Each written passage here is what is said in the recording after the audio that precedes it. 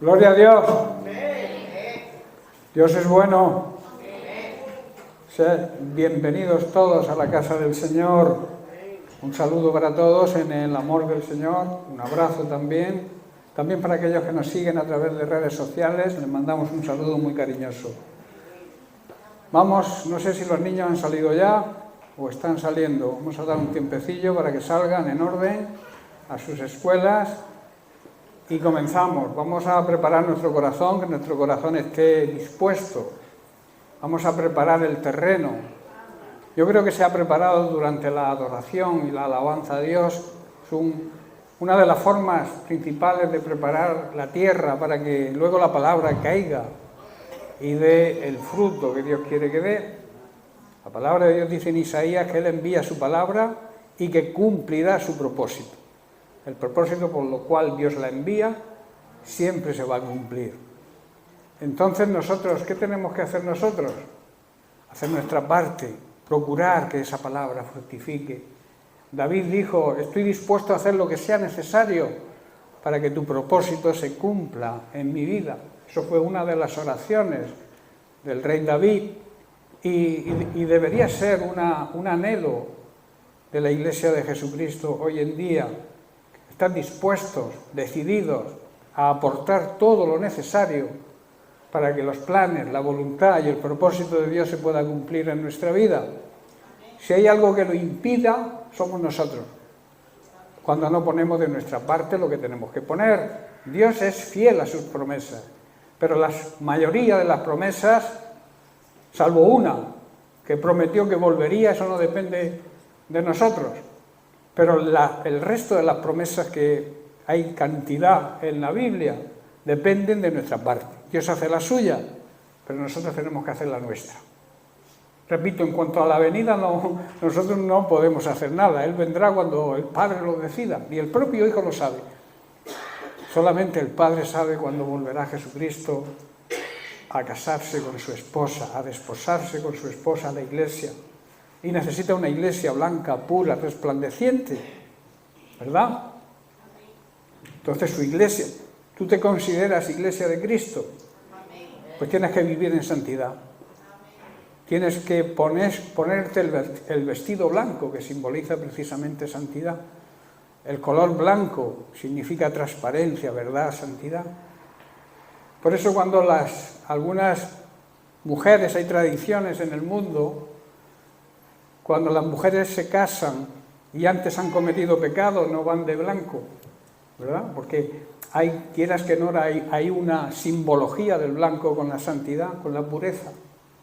Así que vamos a seguir tratando el tema de semanas anteriores, señales de una iglesia ejemplar. Decíamos que hay una serie de señales, de muestras, que demuestran precisamente que somos la iglesia que Dios quiere que seamos. Yo pregunto, ¿somos esa iglesia? ¿Somos la iglesia que Dios desea que seamos para este tiempo? Porque estamos en tiempos muy difíciles, ya lo anunciaba el apóstol, estamos en tiempos difíciles. Los tiempos previos a la venida de Jesucristo son tiempos muy duros, muy difíciles. La fe de muchos será probada, muchos caerán, decaerán, apostatarán de su fe. Son señales de los últimos tiempos. También se levantarán falsos maestros, falsos profetas, falsos hermanos, que querrán contaminar nuestra vida cristiana. Pero gracias a Dios estamos advertidos a través de su palabra, que palabra de Dios significa Dios hablando. Y Dios habla de muchas maneras. Dios nos habla a través de la Biblia, pero también nos habla a través de visiones, a través de revelaciones, y a través de escuchar y de aplicar el mensaje que recibimos de los siervos de Dios, porque no somos nosotros quien hablamos. Yo cuando me pongo aquí siempre le pido al Señor que yo desaparezca y que aparezca Él. Por eso yo estoy seguro de que Dios, cuando predicamos la verdad, la respalda. Y eso es lo que pretendemos, los siervos que servimos a un Dios verdadero, un Dios que nos ama, que sabemos que está con nosotros. Y sabemos también que debemos enseñar de la misma forma que Él enseñaba. Lo más sensato de la Iglesia de hoy en día es analizar el modelo a seguir. Y el modelo a seguir no es otro que la Iglesia primitiva. La Iglesia primitiva tenía sus defectos, sus problemas.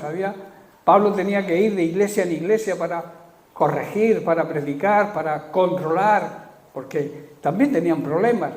Pero lo que sí tenían es una idea fija. Vivían en común unión, que significa la misma visión, el mismo plan, la misma enseñanza, la misma meta a seguir. Y eso es una de las cosas que estamos estudiando como ejemplo de modelo de iglesia que debemos ser. Y estamos basando estos mensajes en el libro de Hechos, en el capítulo 2. Lo primero que ocurre es que reciben el Espíritu Santo los discípulos y los apóstoles. En el capítulo 1 vemos eso: recibiréis poder cuando venga el Espíritu Santo sobre vosotros, y entonces tendréis autoridad para predicar mi palabra. Sin el Espíritu Santo morando en nuestras vidas, es imposible que podamos predicar bien, con unción, la palabra de Dios, y que podamos llegar a la gente. Es imposible si no estás lleno del Espíritu Santo, si no tienes la unción del Santo. ¿Estáis comprendiendo, hermanos? Por eso debemos... Pedro dicen que en el primer sermón se convirtieron 3.000 personas. Pedro estaba escondido momentos antes en el aposento alto, muerto de miedo, junto con el resto de discípulos y apóstoles. Incluso la Virgen María estaba con ellos. Estaban escondidos, temiendo que fueran a por ellos también. Habían matado al maestro y ellos estaban allí, acongojados. Pero llegó la promesa. Jesús le dijo: recibiréis poder. Esperad hasta que recibáis el poder de lo alto. Ese poder es el Espíritu Santo que recibieron en Pentecostés. Y una vez que lo recibieron, salieron con poder y con autoridad, con valentía, a predicar el Evangelio. Y Pedro, que era digamos, un cobardica que estaba escondido, se levantó en medio de todos. Permitidme la frase, les restregó todo lo que Jesús había hecho y que ellos lo habían matado. Pero predicó con tanta unción que no se sintieron mal, sino todo lo contrario. Le dijeron a Pedro y a los apóstoles: ¿qué debemos hacer para ser salvos? Tremendo, ¿verdad? Y dice que se convirtieron ese día 3.000 personas en su primer sermón. Eso es digno de imitar. Pero vuelvo a repetirte, necesitaban la unción del Espíritu Santo. Es imposible llegar a la gente que no se sienta acusada, aunque les digas lo que hacen, si no es en la unción y en el poder del Espíritu Santo. De ahí la necesidad de andar en los dones del Espíritu Santo. De ahí la necesidad de que si tienes un don, lo ejerzas. En la escuela bíblica comentábamos y enseñábamos esta semana que a Dios no le podemos decir que no. Dios, cuando te dice algo, tienes que responder. Dios, cuando te da un don, tienes que llevarlo a cabo. Tienes que andar en ese don. Si tienes el don de profetizar, que es el don que te permite que Dios pueda hablar a través de ti, tienes que hacerlo. No puedes esconder los dones. Si tienes el don de visitar enfermos, si tienes el don de consolar a la gente, si tienes el don de dirigir, hazlo, pero hazlo bien. Si sabes enseñar, enseña. Porque Dios te da un don no para que lo guardes como aquel que guardó los talentos. Y el Señor le dijo: siervo inútil, si te he dado un talento, si te he dado un don, tienes que ponerlo en práctica. Tienes que aplicarlo. Porque los dones no son para nosotros, son para la Iglesia. Y si Dios te ha dado un don, vuelvo a repetir, sea el que sea, tienes que andar en ese don, tienes que ejercitar ese don. Así que aplícate el cuento, Analiza tu vida y mira a ver qué don, qué talento te ha dado Dios y empieza a utilizarlo. Amén. La primera característica que estudiamos fue que los discípulos, la iglesia primitiva, eran constantes y perseverantes en la doctrina de los apóstoles. Eso lo estuvimos estudiando la semana pasada y decíamos que perseverar significa ser diligente, no negligente. También significa cuidadoso, ser constante y nunca arrojar la toalla. La primera señal era precisamente eso, diligentes y cuidadosos en cuanto a la doctrina que se nos ha enseñado. Hoy corren cantidad de doctrinas falsas. La Biblia dice, cuidado que nadie os engañe, hay muchos engañadores por el mundo. Y también es una señal de los últimos tiempos, de que la venida de Jesucristo se acerca. Jesús nos advierte sobre la falsa adoración y sobre las falsas doctrinas y enseñanzas que por desgracia hoy abundan, las cuales están basadas solamente en ideas humanas y que las personas que las enseñan afirman que son mandatos de Dios cuando solamente son ideas e intereses particulares y humanos y están basadas, lo que realmente la enseñanza de Cristo, la buena enseñanza, está basada precisamente en la enseñanza de Cristo, que transmitió, que les enseñó a sus apóstoles, y los apóstoles, fieles a esa doctrina sana, la predicaron por todo el mundo y ha llegado hasta nuestros días. Pero durante el camino han surgido desviaciones, gente que ha querido adulterar la palabra de Dios, torcer la palabra de Dios por su propio interés. ¿Estáis entendiendo? A eso la Biblia lo llama asalariados, trabajadores a sueldo, que luego hablaremos, mercenarios. Por eso no podemos pasar por alto la ley y la palabra de Dios y las enseñanzas de Cristo. No podemos reemplazarlas con tradiciones humanas, que la mayoría son paganas, y mucho menos mezclarlas. Hoy en día hay cierta religión mayoritaria que mezcla las religiones paganas, las tradiciones paganas, con las liturgias religiosas. Y en estos días lo estamos viviendo con el carnaval, carne a Baal. Se mezclan los cultos de la iglesia, de esa iglesia católica, voy a decir el nombre, con las tradiciones paganas de carnaval. 40 días de santidad y luego a vivir la vida como antes. ¿Os dais cuenta de la mentira que es la religión? Por eso la religión se nombra muy poco en la Biblia. No se habla de religión prácticamente. Se habla de comunión, de intimidad, de relación personal con nuestro Padre Celestial. Él es lo que quiere eso. La religión son una serie de normas, conceptos, preceptos que el hombre, ideas humanas que el hombre ha creado para ganar el cielo. Y el cielo se gana solamente con lo que Jesucristo hizo por nosotros en la cruz. La salvación no viene de los hombres, viene del cielo. Jesucristo, Dios, la segunda persona de la Trinidad, se hizo hombre. Porque es la única manera de nacer aquí en esta tierra. Nació de una mujer, de una virgen. Y lo hizo con el propósito de relacionarse con nosotros. Un Dios 3 veces santo tuvo misericordia de nosotros, que éramos pecadores, que éramos sus enemigos. Y bajó, se hizo hombre, bajó a la tierra. Y nació en un pesebre. Podía haber nacido en un palacio, pero nació en un pesebre para que nadie tenga duda de que cada uno, depende de la condición que sea, tiene acceso a Él. Los primeros que le vieron, que le adoraron, fueron las personas más humildes, los pastores que pastoreaban en el campo. Dios demuestra así que no hace acepción de personas. Para Él todos valemos lo mismo. Quizá tengamos distinta responsabilidad, pero tenemos el mismo valor para Dios. Su iglesia, nació del costado de Cristo. Todos somos iguales para Dios. Dios no tiene favoritos.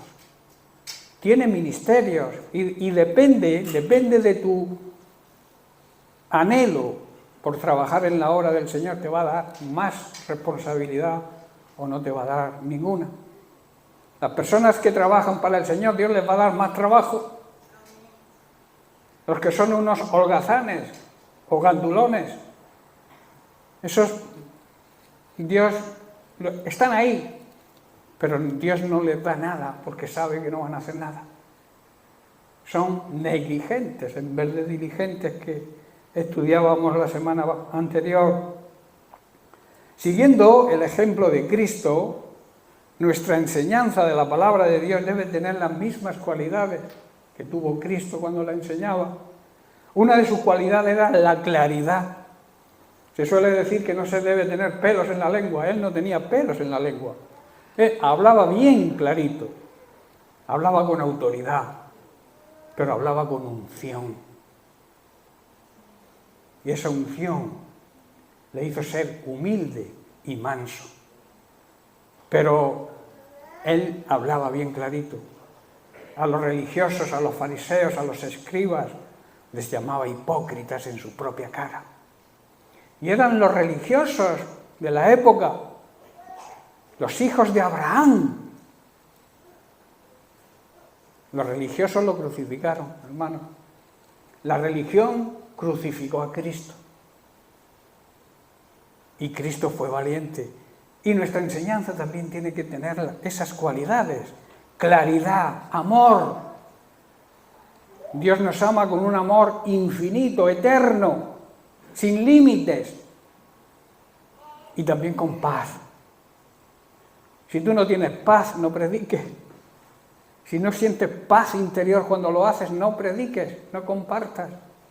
Porque sin paz, ¿qué vas a transmitir? ¿Estoy comprendiendo, hermanos?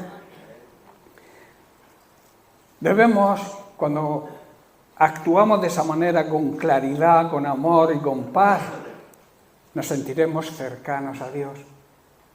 Y si no lo hacemos así es porque estamos alejados de Dios. Quizá querramos hacer o queremos hacer lo que Dios quiere, pero si no estamos cerca de Él, no podremos saber lo que Dios quiere.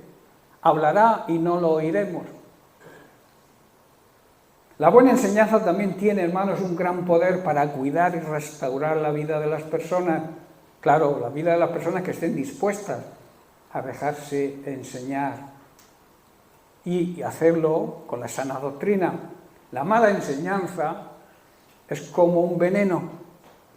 ¿Qué ocurre si tomas un veneno físicamente? Que posiblemente, si no actúan rápido con un lavado de estómago y demás, te mueres, ¿verdad? Pues con el veneno de la enseñanza diabólica que se predica hoy, y lamentablemente se predica muchas veces en el nombre de Cristo, también es un veneno que nos mata, pero nos mata espiritualmente. Nuestra vida espiritual se muere si escuchamos doctrina falsa. La falsa levadura, que dice que un poco de levadura afecta, leuda toda la masa. Bueno, seguimos con la aplicación de Hechos capítulo 2, versículo 47, y vamos a estudiar ahora la siguiente señal de una iglesia ejemplar, que es que debemos ser diligentes y cuidadosos en la comunión común, unión, koinonía.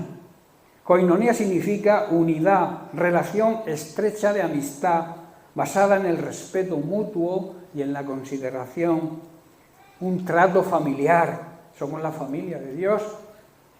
Buena comunicación y buena participación en lo común, en lo que tenemos en común. La comunión koinonía debe ser, porque no hay otra manera, en perfecta unidad. Si no hay unidad, difícilmente habrá una buena comunicación. Si yo pienso una cosa y tú piensas otra, si tú vas hacia un lado y yo voy hacia otro, difícilmente nos vamos a entender, ¿verdad? Por eso koinonía significa estar cerca uno del otro, pero no de butaca, no se trata de esa cercanía, se trata de cercanía espiritual, desear estar los hermanos juntos en armonía. Yo te pregunto, ¿tú deseas estar con tus hermanos? ¿Conoces a todos los hermanos de la congregación? ¿Has hablado con todos? ¿Conoces sus nombres? No, los mentirosos no entrarán en el reino de los cielos, no me digáis amén a todo, porque amén no está tan claro en este aspecto. ¿Alguien sabe cómo me llamo yo? ¿Lo sabéis todos? Yo creo que habrá alguien que no sepa mi nombre. ¿Por qué ocurre eso? Porque estamos practicando, algunos, una religión. Venimos a los domingos por miedo a la condenación, o porque nos lo han enseñado nuestros padres a venir a la iglesia, cuando no hay que venir a la iglesia. La iglesia no son las cuatro paredes, la iglesia somos nosotros, que nos reunimos en las cuatro paredes, en el templo, en el lugar santo donde Dios se manifiesta, donde el poder del Espíritu Santo actúa y donde recibimos las enseñanzas, ¿verdad? Pero la iglesia somos nosotros. Y la iglesia, como familia de Cristo, como hijos de Dios, porque los hijos de Dios, todos forman parte de un mismo cuerpo, ¿verdad? La iglesia dicen que es el cuerpo de Cristo. La Biblia lo enseña así. Y el cuerpo de Cristo todo cuerpo tiene una cabeza. Nuestra cabeza es Cristo. Y tenemos que seguir los pasos de la cabeza. La cabeza es la que da órdenes. Y los miembros obedecen. La cabeza te dice habla. Y tú hablas. Mueve este brazo, lo mueves. Mueve este pie, lo mueves. Pero es la cabeza quien da órdenes. Y nosotros como creyentes, como parte del cuerpo de Cristo, tenemos que obedecer a la cabeza que es Cristo. Obedecer su palabra. Aplicar sus enseñanzas a nuestra vida. No desviarnos de las enseñanzas de Cristo. Hay mucha gente que por interés propio nos puede engañar si no estamos bien preparados. De ahí la necesidad de aprender, de ser instruidos, de acudir a las enseñanzas, a la escuela bíblica, tener el deseo de aprender, con el propósito primero de no ser engañados y segundo de saber, para poder hablarle a otros de Cristo y que puedan ser salvos como nosotros. De gracia habéis recibido, guardarse esa gracia para vosotros. ¿Es lo que dice la palabra? Dice todo lo contrario. De gracia, gracia significa regalo. Habéis recibido el regalo de la salvación y tenéis que compartirlo con los demás, para que los demás también sean salvos. Así demostramos, primero, que amamos a Dios porque le obedecemos, y segundo, que amamos lo que Dios ama, que es su creación. Por eso, la comunión, la coinonía, se basa en una perfecta unidad. Cuando hay una perfecta unidad, la fe en Dios siempre es el motor que activa el poder y el amor de Dios en nuestra vida. La común unión produce fe. Si yo estoy débil en la fe y me acerco, tengo coinonía con alguien que está fuerte en fe, esa fe se va a transmitir a mí y voy a crecer en fe. Por eso es importante reunirnos como iglesia, como familia. Muchos tienen por costumbre no reunirse, o reunirse cuando les viene bien. Si hay otra prioridad, priorizan otras cosas por delante de la coinonía de la iglesia, de la familia de Dios, y eso es un error. Si viene un familiar a visitarme y por ese familiar yo no acudo el domingo a la iglesia, ¿qué testimonio le estoy dando a ese familiar? Que priorizo algo por delante de Dios. Y a eso se le llama idolatría. Así de claro. Esa persona, esa persona no se va a convertir, ese familiar tuyo que tú quizás estés orando y orando porque se convierta, pero llega un momento determinado que tienes que darle testimonio y dices, mira, aquí tienes la casa, la llave, el frigorífico, todo. Quédate aquí en mi casa si no quieres venir conmigo a la iglesia, pero yo me voy a cumplir con mi Señor, a darle la gloria y la honra que se merece. Y si no lo hacemos así, estamos siendo religiosos. Y la religión no sirve para nada, porque la religión no salva a nadie, ninguna, ni la evangélica. Lo que salva es la relación, la intimidad, la obediencia, andar en el temor de Dios. El temor de Dios significa honrar, respetar y obedecer lo que Dios manda. Lo que Dios nos habla a través de la Biblia, a través de los mensajes, a través de revelación del Espíritu Santo. Dios nos habla de muchas maneras. La palabra de Dios, Dios nos puede hablar, porque hay un error cuando llamamos a la Biblia palabra de Dios, que también, también Dios nos habla a través de la Biblia, pero palabra de Dios significa Dios hablando.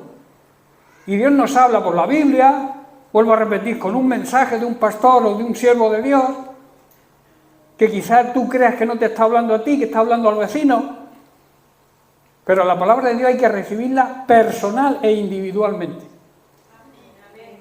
Y así la palabra de Dios va a hacer efecto. Amén. En Juan capítulo 17, Jesús en su oración sacerdotal ora al Padre de la siguiente manera. Versículo 20. Dice, mas no ruego solamente por estos, se refiere a sus discípulos, sino también por aquellos que han de creer en mí por la palabra de ellos, por su evangelización y su testimonio. Versículo 21, para que todos sean uno. Pero, escuchad bien, sean uno, ¿cómo? ¿Cómo hay que ser uno? Porque se habla de unidad, se habla de ecumenismo, de meter en el mismo saco a todos aquellos que se llaman cristianos, y eso es un tremendo error, esa es la gran mentira del diablo. La unidad tiene que ser en el espíritu, no todos juntos. La unidad tiene que ser aquellos que piensan de la misma manera, actúan de la misma manera, tienen la misma enseñanza, tienen la misma meta, tienen la misma misión y la misma visión. Eso es unidad en el espíritu. No porque yo me llame cristiano, ya me puedo juntar con todos los que se llamen cristianos. ¿Estáis entendiendo, hermano? El ecumenismo que tanto pretende la Iglesia Católica, por ejemplo, quiere unirnos a todos. Eso es un error, eso es una mentira. Esa es la gran, vuelvo a repetir, la gran mentira del diablo para desviarnos de la verdadera doctrina y que muramos espiritualmente. Jesucristo vino a darnos vida. ¿En dónde vino a darnos vida? Porque nosotros estábamos vivos, ¿verdad? Cuando Jesús vino a nuestra vida, nosotros teníamos vida. ¿Qué vida nos dio entonces? La vida en el espíritu que estaba muerto. Los que no creen en Jesucristo están muertos espiritualmente. Su cuerpo funcionan dos partes de las tres que somos. Somos espíritu, alma y cuerpo. En la gente, en las personas que no conocen a Dios o que niegan la existencia de Dios, funciona el alma, la mente y el cuerpo físico. El espíritu está muerto. Por eso nosotros funcionamos con las tres partes, porque Dios nos dio vida en la parte que estábamos muertos, el espíritu. De ahí la necesidad de nacer de nuevo. Nacimiento nuevo significa eso, nacer el espíritu. Jesús le dijo a Nicodemo, te es necesario, o sea, es una necesidad para entrar en el reino de los cielos que nazcas de nuevo. Que tu espíritu renazca. No se trata de entrar como Nicodemo dijo, claro, él lo entendía de una manera física, natural. ¿Cómo puedo entrar yo otra vez en el vientre de mamá para volver a nacer? Nicodemo dice, tú eres uno de los maestros de aquí, los que enseñas la palabra de Dios y no sabes lo que te estoy diciendo. Hay que nacer en espíritu. A eso se le llama el nuevo nacimiento. Cuando nacemos de nuevo somos una nueva creación en Cristo. Las cosas viejas las dejamos atrás. Si vivíamos en pecado, dejamos de pecar. Si realmente has nacido de nuevo. Aquel que dice que ha nacido de nuevo pero sigue viviendo en pecado, se está engañando a sí mismo. Porque es una necesidad, un nuevo nacimiento. Y cuando naces de nuevo eres una nueva creación. Eres una nueva persona en Cristo. Y lo que hacías antes ya no lo haces. Porque todo eso quedó atrás. Gracias a que Jesucristo cargó con tu pecado y con el mío. Y los llevó todos a la cruz. Por eso decía Pablo, mi viejo hombre, mi vieja naturaleza, lo que yo era antes, se quedó crucificado con Cristo. Y ahora soy una nueva creación, soy una nueva persona. Y sigo siendo fiel y sigo firme a lo que el Señor me encomendó. Pablo, que no lo conoció físicamente a Jesús, Jesús se le reveló de una manera tan grande y tan profunda que conoció a Jesús mucho mejor que muchos de aquellos que anduvieron con él. ¿Por qué? Porque en el camino de Damasco fue lleno del Espíritu Santo. Una gran nube y una gran luz le cegó. Cerró sus ojos físicos y espirituales de la forma en que estaba trabajando y haciendo, que él creía que lo hacía correcto. Él creía que servía a Dios con lo que hacía. Perseguía a los cristianos y creían que los cristianos eran una secta y que actuaban en contra de Dios y por eso los perseguía. Hasta que tuvo el encuentro personal con Cristo.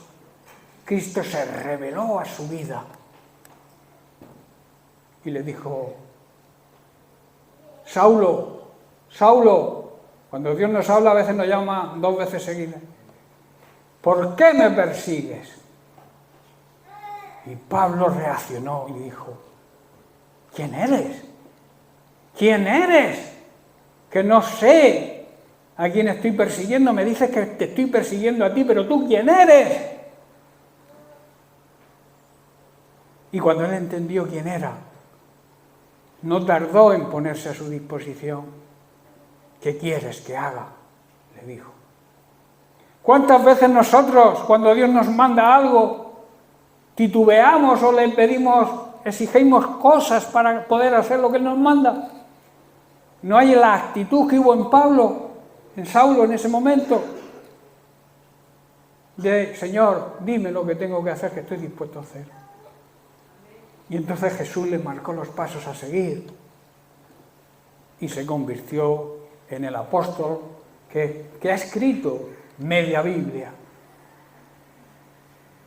Cómo Dios usa incluso a sus enemigos, pero que son fieles a sus principios, a sus condiciones, a lo que ellos creen, hasta que Dios se revela a ellos y dice: no, lo que yo creía no era lo correcto, ahora sé lo que creo y ahora voy a rajatabla.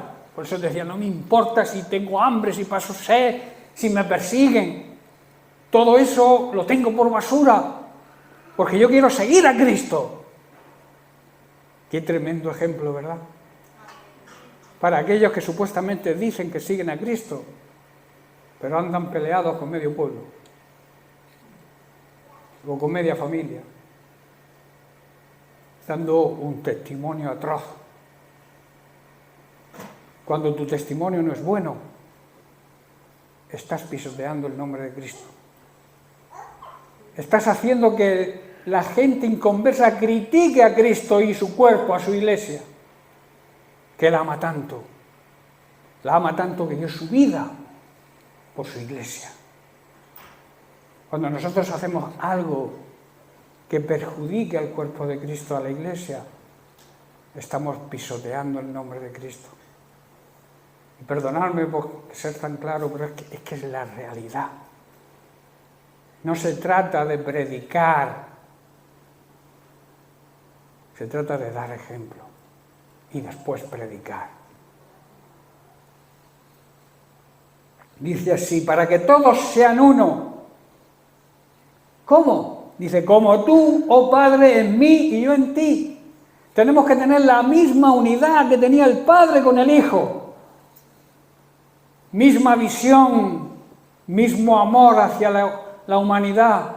El Padre le dijo, el mundo está perdido, casi estoy arrepentido de haberlos creado, pero los amo tanto que quiero buscar una solución. El Hijo podía haber dicho, pues cuenta con otro que yo no estoy dispuesto, ¿verdad? Pero en cambio el Hijo dijo, no, yo también los amo. Y estoy dispuesto a hacer lo que tú me mandes, a hacer tu voluntad. Por eso cuando estaba en el huerto de los olivos, sufriendo emocionalmente, dice que sudaba sangre.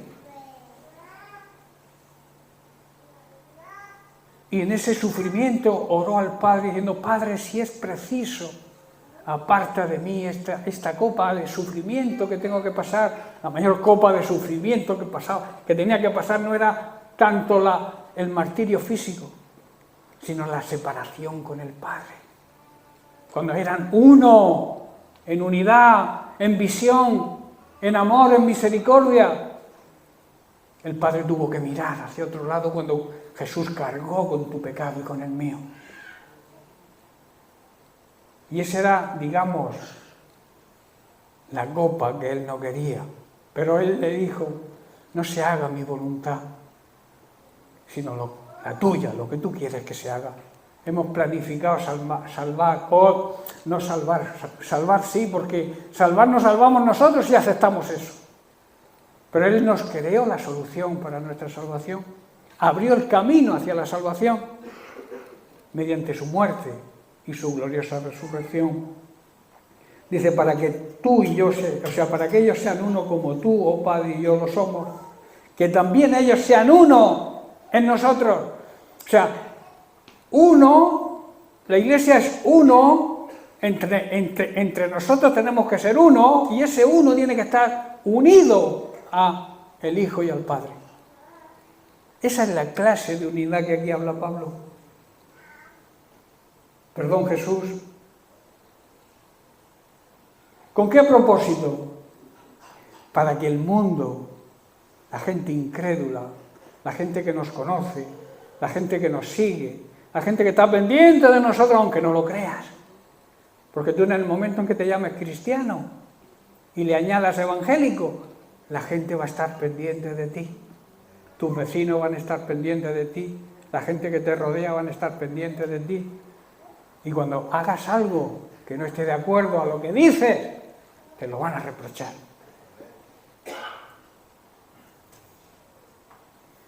Para que el mundo crea que tú me enviaste. Para que el mundo crea al Mesías Salvador. Versículo 23. Yo en ellos, dice Jesús, y tú en mí, para que sean perfectos en unidad. La perfección en la unidad. Vuelvo a repetir, para que el mundo conozca que tú me enviaste y que los has amado a ellos, porque Dios ama a toda la humanidad, como también a mí me has amado. Dios nos ama a nosotros. Dios amó tanto al ser humano que regaló lo que más amaba, que era su Hijo. O sea, eso habla de que nos ama al mismo nivel que a Jesucristo, su Hijo, para que todo aquel que crea en el Hijo sea salvo y no se condene. Esa es la demostración más grande del amor de Dios. El Señor desea, hermanos, que todos seamos uno, pero no vale cualquier tipo de unidad. Jesús nos marca lo que es la perfecta unidad cuando le dice y le ora al Padre. Hermanos, debemos ser el resultado de la oración de Jesús al Padre, que todos seamos uno, hermanos. Apliquemos el cuento, que tengamos el mismo sentir, el mismo pensamiento, la misma visión, la misma doctrina. Rechaza toda doctrina que tenga falsedad. Para saber si hay falsedad o no tenemos que conocer las Sagradas Escrituras. Por eso anímate, siente anhelo de aprender cada día más. Y así será de la misma manera que tendremos la misma unidad que tiene Jesús y el Padre, que nuestro sentir, nuestra visión, nuestro pensamiento, nuestra meta sean los mismos que los de ellos. Y así estaremos demostrando al Padre que envió a Jesús, su Hijo amado, a este mundo con la misión de enseñar el camino de la salvación, con la misión de morir para solucionar el problema del pecado. La Biblia enseña en el libro de Romanos, Pablo dice que la paga del pecado es muerte. Alguien tenía que morir por nuestros pecados y Jesucristo cargó con ellos, pagó nuestra deuda. Murió para salvar a la humanidad y que puedan creer y arrepentirse y recibir dicha salvación. En Efesios capítulo 4, versículos 4 al 7, Pablo nos habla también de la verdadera unidad, que como he dicho es la unidad del Espíritu. No puede haber verdadera unidad, no puede haberla en el Espíritu si no hemos nacido de nuevo. Eso creo que lo he dicho al principio. El Espíritu Santo es el que produce la verdadera unidad. Leemos en el versículo 1. Yo pues, preso en el Señor, o sea, estaba en la cárcel por predicar el Evangelio, os ruego que andéis, o sea, que viváis como es digno de la vocación. Vocación es la acción o el efecto con que Dios nos llama, con que fuisteis llamados, con toda humildad y mansedumbre. Jesús nos enseñó mediante su ejemplo a que aprendiéramos de él humildad y mansedumbre, soportándoos los unos a los otros, con paciencia, en amor. El amor, digamos que es el fruto del Espíritu Santo, y una de las características del fruto de ese amor es la paciencia que tenemos que tener. A veces hay que tener mucha paciencia con algunos, pero Dios nos llama a que tengamos paciencia con todos, a que sepamos soportarnos. Es que mi jefe es difícil de soportar, es que el pastor, yo qué sé, el pastor es muy fuerte hablando, yo no me cae bien, porque no me agrada lo que dice, porque me está tocando. Pero no soy yo el que toca. Es el Espíritu Santo, que quiere que cambies tu vida si no andas en orden. Pero que la cambies ya, porque en cualquier momento se presenta la venida, se presenta Jesucristo. Y muchos tendrán que volver la cara avergonzados. Y Dios se va a llevar a su esposa. Jesús se va a llevar a la esposa, blanca, pura y resplandeciente, símbolo de la santidad. Versículo 3 dice, solícitos, o sea, cuidadosos en guardar ¿qué? La unidad del Espíritu en el vínculo de la paz. La paz es como un lazo, hermanos, que une. Luego añade un cuerpo, un espíritu, como fuisteis también llamados en una misma esperanza de vuestra vocación. Un Señor, una fe, un bautismo, un Dios y Padre de todos, el cual es sobre todos y por todos y en todos. Pero a cada uno de nosotros fue dada la gracia conforme a la medida del don de Cristo. De alguna manera, hermanos, debemos estar prestos y dispuestos para servir al Señor siempre. Y por tanto se nos exige que llevemos una vida digna del llamado que hemos recibido de Dios. Todos los que estamos aquí, seguro, todos hemos recibido el llamado de Dios y tenemos que demostrar dignidad a ese llamado, porque es un llamado santo.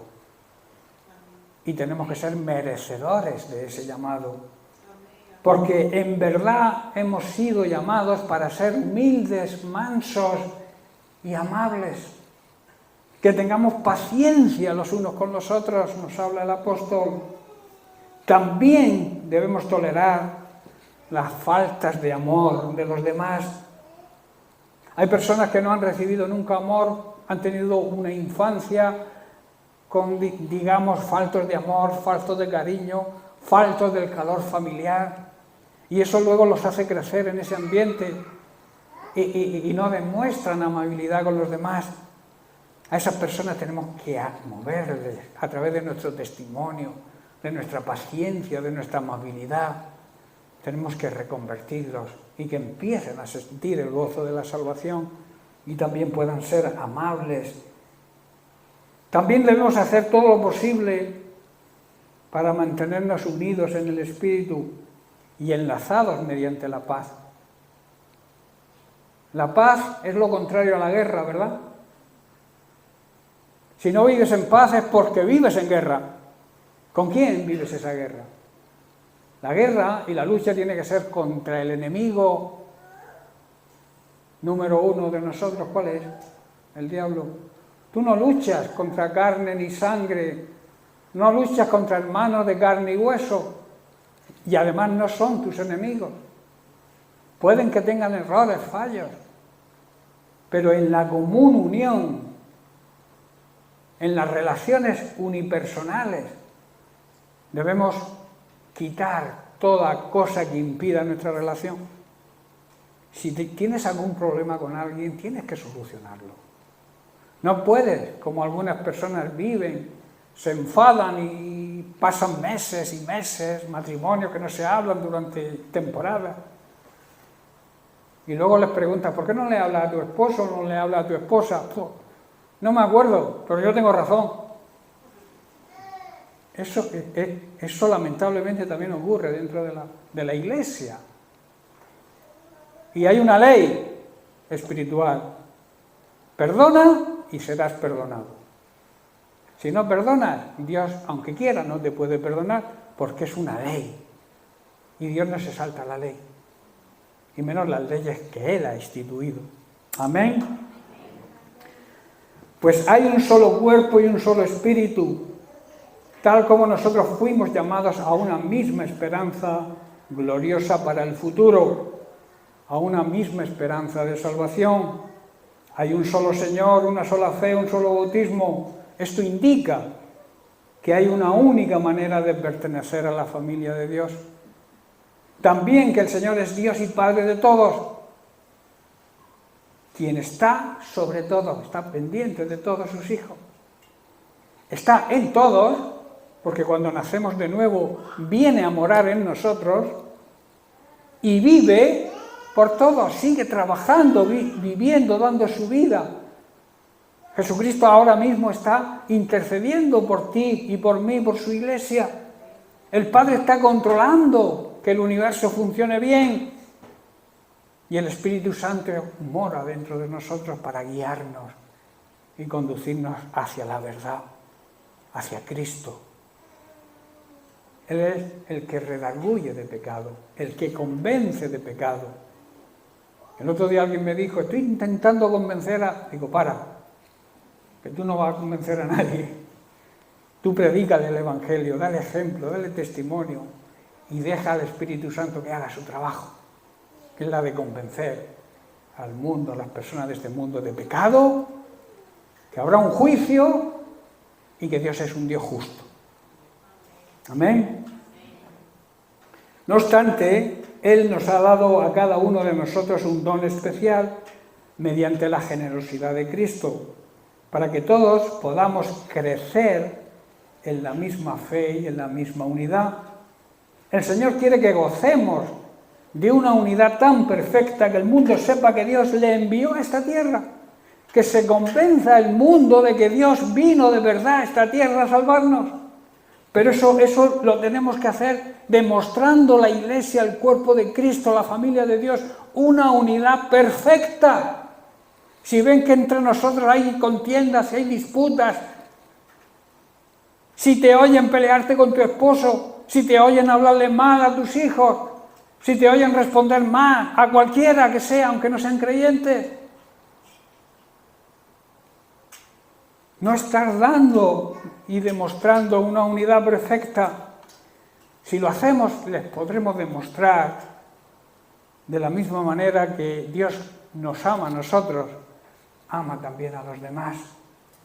Los cristianos verdaderos y digo y hago énfasis en verdaderos porque existen muchos pseudo-cristianos, cristianos falsos, debemos buscar la unidad y el amor que vemos en las Sagradas Escrituras, con el ejemplo de la Iglesia primitiva y que Dios nos demuestra cada día. De esta manera muchos se encontrarán con nuestro Dios y Padre Celestial, pero lo harán de una manera real, no por oídas. Como dijo Job, antes te había oído, pero ahora mis ojos te ven. El mundo ahora oye de Jesús, oye de una persona que nació hace 2000 años y que dice la gente que murió por nosotros. Lo ven así, pero lo importante es la reacción que deben tener al ver nuestra unidad y que luego puedan decir, ahora mis ojos espirituales, ven a Jesús. Amén. En el Salmo 117,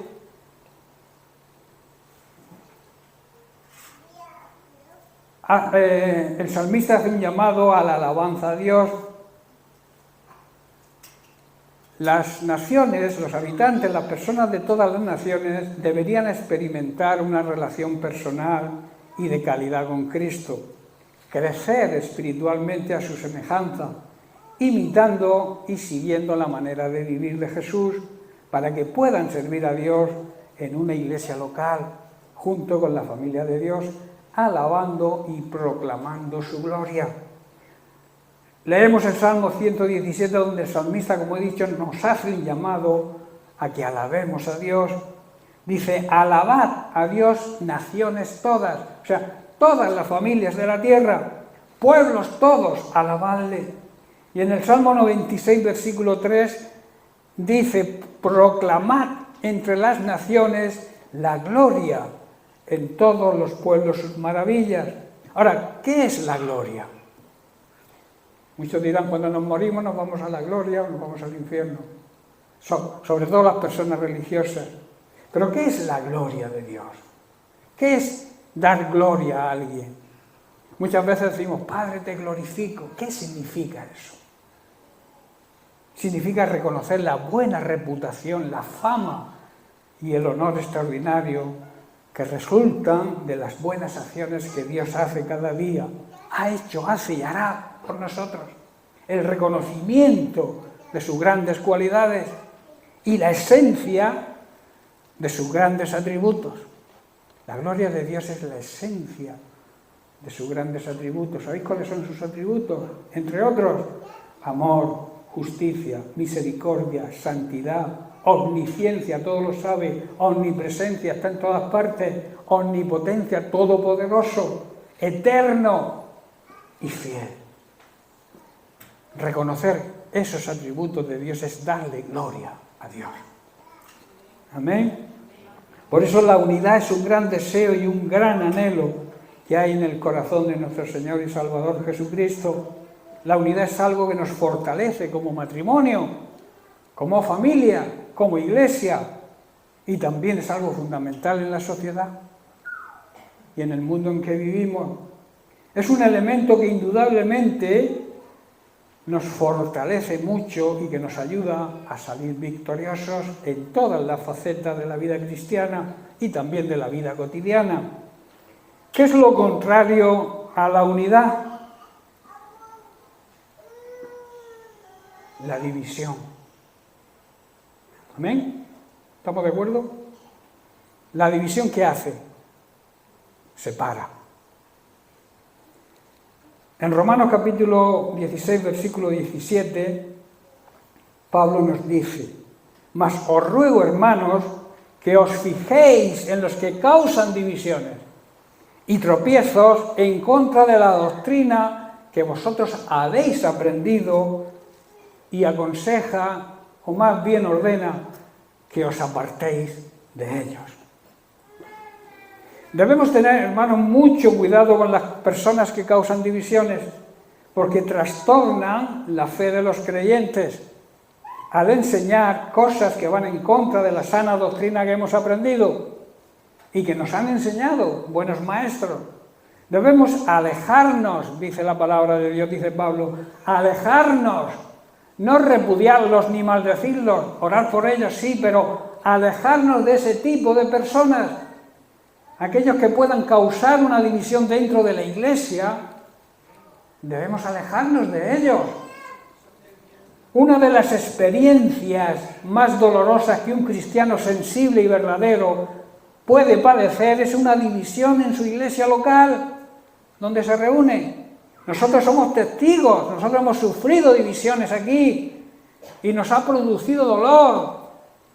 A nosotros hemos sentido dolor de ver personas que amamos, que los hemos bautizado, personas que hemos presentado a sus niños, que los amamos. Se vayan tras una religión falsa o una secta. Eso lo hemos sufrido aquí. Por eso os doy fe de que un verdadero cristiano sufre cuando hay una división en su iglesia local. Por ejemplo, esto se puede comparar al sentimiento y sufrimiento que se produce con un divorcio. Sobre todo en los hijos. Y también los daños colaterales que produce ese divorcio. Porque tú estás bien que no te lleves bien con tu esposa o con tu esposo. Pero si tú decides divorciarte, que está en contra, porque divorciarse es separar, es división. Y esa división produce daños a los hijos primeramente y también a las familias, a ambas familias. ¿Estáis conmigo? Dios no acepta ninguna división. Por tanto, no acepta el divorcio, que es una separación, es una ruptura de lo que has prometido. Y la palabra de Dios dice, si prometes, cumple. Y si no, no prometas. Si tú le prometes fidelidad y amor hasta que la muerte os separe, si no lo vas a cumplir, no lo hagas. Pero si lo haces, tienes que cumplir. Porque es un pacto. El matrimonio no es un contrato. Es un pacto que se hace ante Dios. Y los pactos ante Dios solamente la muerte los separa, los rompe. Es importante saber que hoy existe un mal espíritu de división que opera en las mentes de las personas, cuyo objetivo es traer división para debilitar. Hablando particularmente de los matrimonios, el divorcio habla de división. Y esta división es algo que trae muchos problemas, como he dicho, a la descendencia y también a la familia de los cónyuges. Salomón escribe lo siguiente en Eclesiastés capítulo 4, dice, mejor son dos que uno, porque tienen mejor paga de su trabajo, porque si caen, uno levantará a su compañero, pero dice, pero ay del solo, que cuando cayere, no habrá segundo que lo levante. Y el versículo 12 dice, si alguno prevaleciere contra uno, dos le harán frente y le resistirán. Y luego añade una frase que se emplea mucho en la ceremonia de las bodas, ¿verdad? Cordón de 3 dobleces no se rompe fácilmente. El matrimonio, el esposo, la esposa y Cristo en medio de ese hogar y de esa familia difícilmente se rompe. ¿Cuándo se rompe fácil? Cuando Cristo no es el que reina dentro del matrimonio, porque Cristo une, no divide. Cristo multiplica, no resta.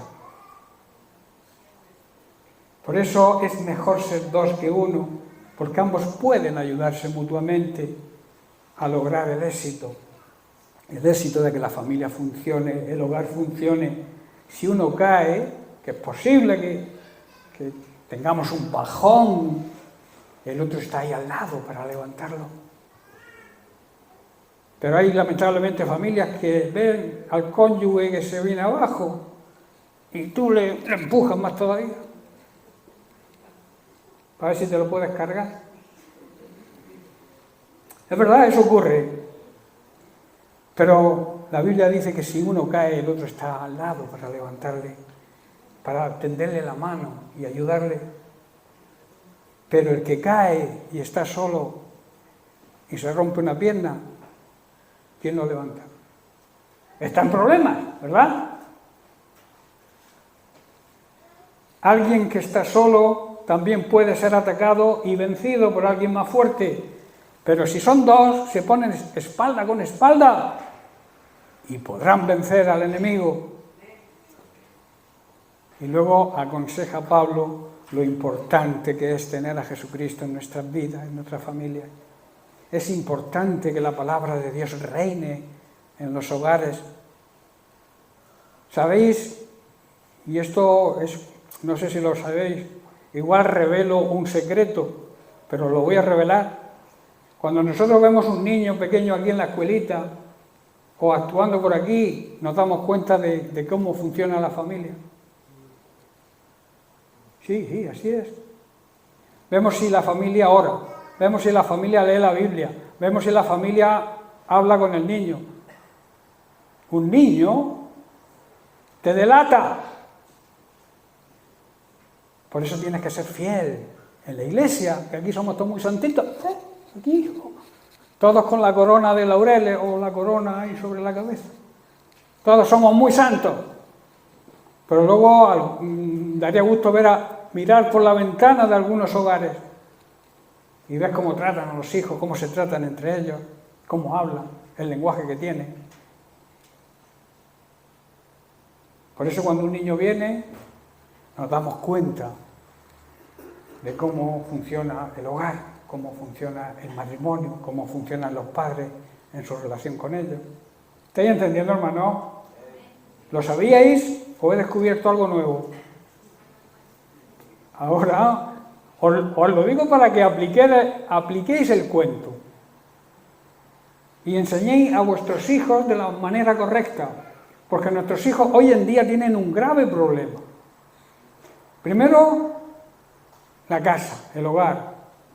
Luego, el colegio, que les enseña disparates hoy en día con las nuevas tendencias diabólicas de estos cambios de género y todas estas historias, todas estas cosas diabólicas que le quieren enseñar a nuestros niños.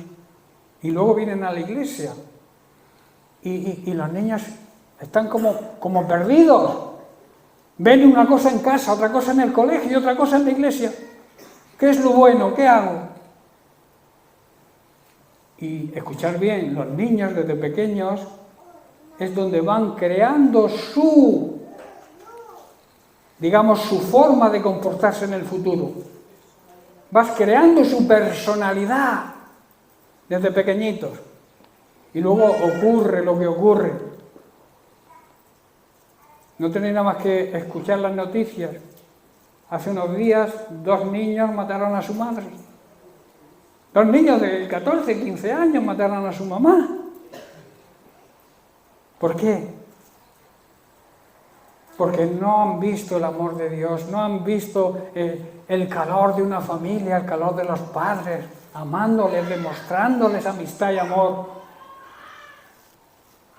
Hermanos, todos esperamos y deseamos un futuro brillante para nuestros hijos, ¿verdad?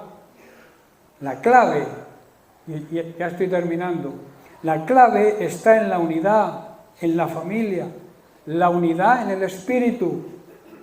Este tipo de unidad produce paz, produce seguridad y está basada en la fe, la confianza y la obediencia a Dios. En toda división se produce dolor, se producen pérdidas irreparables, se rompen lazos de amor, se rompen lazos de amistad, incluso lazos fraternales. Las divisiones, sean del tipo que sean, siempre dejan secuelas, siempre dejan heridas de muy difícil curación. Así que yo os animo a que busquemos la unidad, la verdadera unidad, la unidad en el Espíritu. Dejar que el Espíritu Santo nos muestre la verdadera unidad, que seamos guiados por Él. Que obedezcamos la voz del Espíritu Santo, que estemos pendientes cuando Dios nos habla, que eso significa estar pendientes a su palabra, pero con el fin y con el propósito de ponerla por obra. Santiago dijo que no deberíamos ser oidores, sino hacedores de la palabra de Dios. que quiere decir obedecer lo que Dios nos habla. Y como he dicho, nos habla de muy distintas maneras. Y también nos habla de una manera personal, a cada uno. Nos habla quizá como cuerpo, como iglesia, pero también Dios nos habla de una manera personal sobre cuál es nuestro ministerio, sobre cómo estamos actuando, si lo estamos actuando bien o estamos haciéndolo mal. Dios nos ha regalado, que estudiábamos también en la escuela bíblica, nos ha regalado la conciencia, que nos muestra, es como una alarma que suena cuando hacemos algo mal y se calla cuando hacemos las cosas bien. La conciencia es algo que nos enseña también a vivir en unidad, vivir con diligencia, compartiendo, vivir en coinonía. Bien, pues lo vamos a dejar aquí y seguiremos la semana que viene con una pregunta. ¿Qué es una guerra? Pero no os anticipo nada, lo dejo ahí pendiente para que la semana que viene sepamos de qué va el tema. Vamos a tratar de la guerra. Vamos a contrarrestarla con la paz, claro está. No promovemos guerra, sino todo lo contrario. Pero para saber si estamos en paz, si vivimos en paz, tenemos que conocer lo que es la guerra, ¿verdad? Tanto ligamos la guerra en una manera humana como la guerra espiritual. Que la guerra espiritual es necesaria. Nosotros estamos en una lucha espiritual contra fuerzas y potestades en los lugares celestiales. Con esos sí tenemos que tener guerra y lucha, pero no con tu hermano ni con ningún ser humano de carne y hueso. Amén. Bien, pues que Dios les bendiga.